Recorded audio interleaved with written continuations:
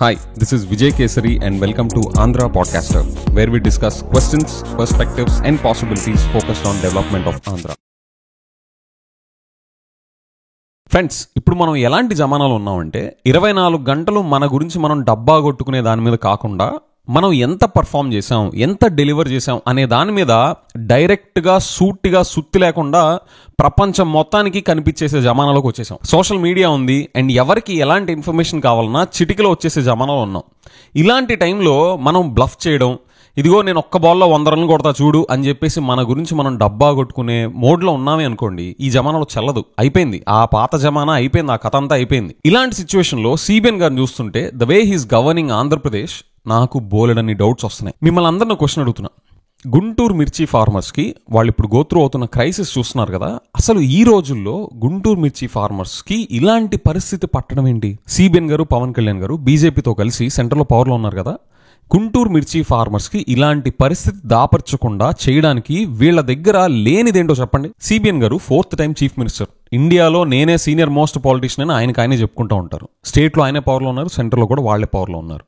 And double engine సర్కార్ అంటారు. And అంతేకాదు, టీడీపీ నుంచి గుంటూరు ఎంపీ ఆయన ఇండియాస్ రిచెస్ట్ ఎంపీనే కాదు, he is also the central minister for rural development. And ఈయనతో పాటు ఇంకొక 2 సెంట్రల్ మినిస్టర్స్ కూడా ఉన్నారు. ఇండియాలో ఇంత పవర్ఫుల్ పొజిషన్ లో, సిబిఎన్ గారు ఉన్నంత పవర్ఫుల్ పొజిషన్ లో ఎవరన్నా ఉన్నారా? సిబిఎన్ గారు నిజంగా పూనుకుంటే గుంటూరు మిర్చి ఫార్మర్స్ కి ఇలాంటి పరిస్థితి పట్టుండేదే కాదు. మీరు ఆలోచించండి, ఇంటర్నేషనల్ మార్కెట్స్లో మనం మిర్చి ప్రొడ్యూస్ని ఇంకా ఎక్కువ కంట్రీస్కి ఆర్ ఎగ్జిస్టింగ్ కంట్రీస్కే ఇంకా అగ్రెసివ్గా నెగోషియేషన్స్ చేసి వాళ్ళకి మనం సెల్ చేసే ఛాన్స్ లేదా?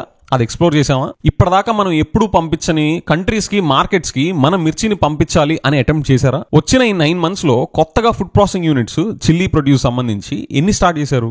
కొత్తవన్నా పక్కన పెట్టేసేయండి, ఉన్న వాటినైనా కెపాసిటీ అడిషన్ చేసుకునేలాగా ఈ మార్కెట్ ప్రొడ్యూస్ని ఇంకా వాళ్ళు అబ్జార్బ్ చేసుకునేలాగా ఏమైనా అటెంప్ట్స్ చేశారా? చేసుంటే ఇలాంటి సిచ్యువేషన్లో ఈ షాక్ని అబ్జార్బ్ చేసుకునే పరిస్థితులు ఆల్రెడీ ల్యాండ్ అయ్యి ఉండేవాళ్ళమా లేదా? అండ్ ఇదంతా కూడా స్టాన్ఫర్డ్లో చదువుకున్న లోకేష్ గారు, ఆయన టీజీ భరత్ గారు అన్నట్టు మన ఆంధ్రాలో 175 కాన్స్టిట్యున్సీస్లో ఎవరు ఇలాగ స్టాన్ఫర్డ్లో చదువుకోలేదని చెప్పేసి అన్నారు కదా. విత్ ఆల్ డ్యూ రెస్పెక్ట్, స్టాన్ఫర్డ్లో చదువుకున్న లోకేష్ గారిని పక్కన పెట్టుకొని కూడా ఇలాంటి పరిస్థితుల్లో ల్యాండ్ అయ్యాం. మీరు ఆలోచించండి, లోకేష్ గారు స్టాన్ఫర్డ్లో చదువుకున్నారు. అక్కడ స్టాన్ఫర్డ్ ఆలమ్నై చాలా స్ట్రాంగ్గా ఉంటుంది. డిఫరెంట్ కంట్రీస్లో, డిఫరెంట్ ఇండస్ట్రీస్లో పనిచేస్తూ ఉంటారు అండ్ ఆల్సో ఆయన వరల్డ్ బ్యాంక్లో కూడా పనిచేశారు. సో ఇంత గ్లోబల్ ఎక్స్పోజరు, ఇంత ఇంటర్నేషనల్ ఎక్స్పోజరు, ఇలాంటి నెట్వర్క్ ఉన్న స్టాన్ఫర్డ్లో చదువుకున్న లోకేష్ గారు మన మిర్చి మార్కెట్ ప్రొడ్యూస్ని ఇంటర్నేషనల్ మార్కెట్స్కి తీసుకెళ్లి ఇలాంటి సిచ్యువేషన్లో ల్యాండ్ అవ్వకుండా ఉండడానికి ఏం చేశారు? అసలు గుంటూరు మిర్చి రైతులకి ఇలాంటి దెబ్బ తగలక ముందే పసిగట్టేసి ఒక ఫెన్స్ వేసేసి ఇలాంటి సిచ్యువేషన్లో ల్యాండ్ అవ్వకుండా చేసే అంత పవర్ఫుల్ పొజిషన్లో సిబిఎన్ గారు అండ్ హిస్ ఎంటైర్ టీమ్ ఉంది. అలాంటివన్నీ చేతిలో పెట్టుకొని గుంటూరు ఫార్మర్స్ కి ఇలాంటి పరిస్థితిని పట్టించారు. తీరా జగన్ గారు ప్రొటెస్ట్ లోకి వెళ్లే ముందు రోజు మీరు ఢిల్లీకి లెటర్ రాస్తారా? మాకెవరికి అర్థం కాదనుకుంటున్నారా? ఏ జమానాలో ఉన్నారు సార్? పైగా జగన్ గారి టైంలో సెంట్రల్ గవర్నమెంట్ స్కీమ్స్ ఒక్కటి కూడా ఇంప్లిమెంట్ చేయలేదు అని చెప్పి పార్లమెంట్లో అంటారు. అసలు అది ఎంత బేస్లెస్ స్టేట్మెంట్, ఎంత ఎవిడెన్స్ లేని స్టేట్మెంట్. నేను దాని మీద ఒక డీటెయిల్ ఎపిసోడ్ చేశాను విత్ ఎవిడెన్సెస్. ఆ స్టేట్మెంట్ ఎంత బేస్లెస్ అలిగేషన్ నేను డీటెయిల్గా ఎపిసోడ్లో చేశాను, మీరు చూడండి. దాని లింక్ నేను డిస్క్రిప్షన్లో పెడతాను. If you're interested check that out. ఒక కామన్ పర్సన్గా చూస్తే సరే, జగన్ గారు అసలు ఫార్మర్స్కి ఏమీ చేయలేదు, మొత్తం అసలు నాశనం చేశారు అనుకుందాం.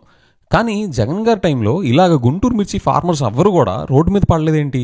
సిబిఎన్ గారు, పవన్ కళ్యాణ్ గారు, బీజేపీ అంతా కలిసి సెంట్రల్లో పవర్లో ఉన్న ఈ అడ్మినిస్ట్రేషన్లో, ఇంత పవర్ఫుల్ పొజిషన్లో ఉన్న ఈ గవర్నమెంట్లో రోడ్డు మీద పడుతున్నారేంటి? మళ్ళీ సిబిఎన్ గారు వచ్చి ఆయన విజనరీ అంటారు. సార్, సిబిఎన్ గారు అమరావతికి ఆనుకోనున్న గుంటూరు మిర్చి మార్కెట్, అక్కడున్న ఫార్మర్స్కి మీరు ఇలాంటి పరిస్థితి పట్టిస్తుంటే మీరు విజనరీ అని చెప్పేసి ఇంకా ఈ జమానాలో ఎలా చెప్పుకోగలరు సార్? ఎన్ని డ్రోన్ సమ్మిట్లు, షోలు చేస్తే మీరు ఇలాంటి నిజాన్ని కప్పిపెట్టగలరు? సో కన్క్లూజన్, నాకు కామన్ పర్సన్గా సిబిఎన్ గారి విజన్స్ నాకు అర్థం కాకపోయినా ఒక మామూలు వ్యక్తిగా కనిపించేది ఏంటి అంటే, 24 గంటలు visionary, heavy PR, heavy publicity చేయించుకొని జగన్ గారి టైంలో ఇలాగ గుంటూరు మిర్చి ఫార్మర్స్కి ఇలాంటి పరిస్థితి పట్టలా.